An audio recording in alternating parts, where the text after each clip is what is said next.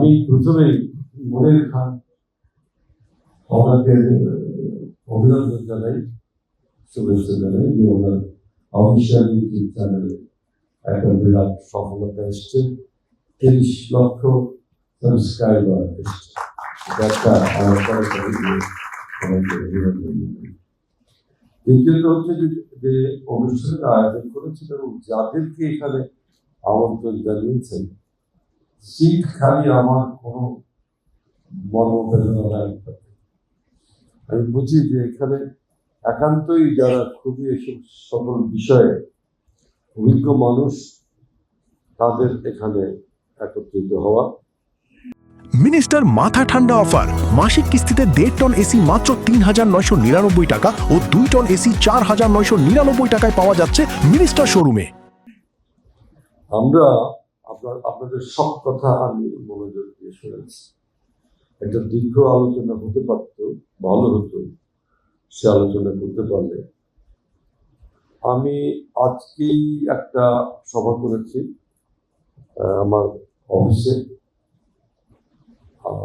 সেটা রেশ ধরে আমি বলতে পারি যে আপনাদের সকলের সামগ্রিক বিষয় নিয়ে আমরা সংস্কৃতি বিষয়ক মন্ত্রণালয়ের রোডম্যাপটা কি হবে, কার্যক্রমটা কি হবে, সে সম্পর্কে আমরা মোটামুটি একটা চূড়ান্ত সিদ্ধান্তে এসেছি।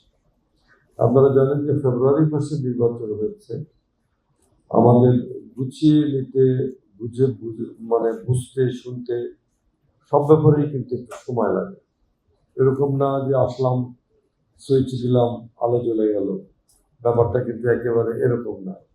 আমাদের তো বুঝতে হচ্ছিল সাংস্কৃতিক মন্ত্রণালয়ের নানা বিষয়।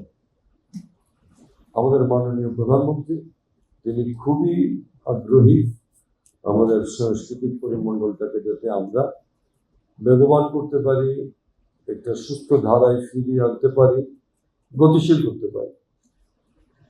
সো আমরা কিন্তু মন্ত্রণালয়ের দায়িত্ব নেবার পরে একটা জিনিস আমি আপনাদের বলতে পারি, আমরা বুঝেছি যে গোটা সাংস্কৃতিক পরিমণ্ডল একেবারে মুক্ত বলে পড়েছে।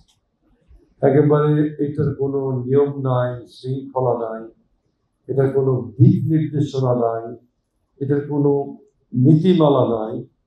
একেবারে খুবই একটা করুণ অবস্থা।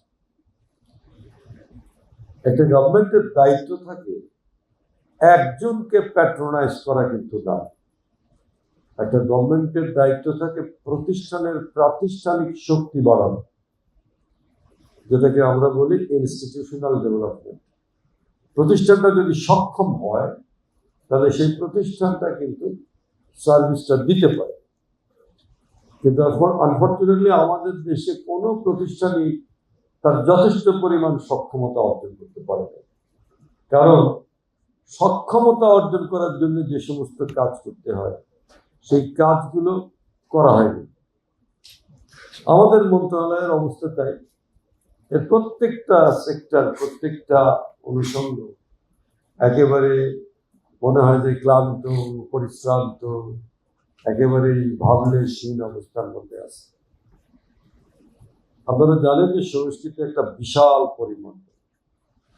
অন্যান্য মন্ত্রণালয় থেকে আমাদের মন্ত্রণালয়ের একটা গুণগত পার্থক্য, সেটা হচ্ছে এটা একেবারে এর ব্যাপ্তি ব্যাপক।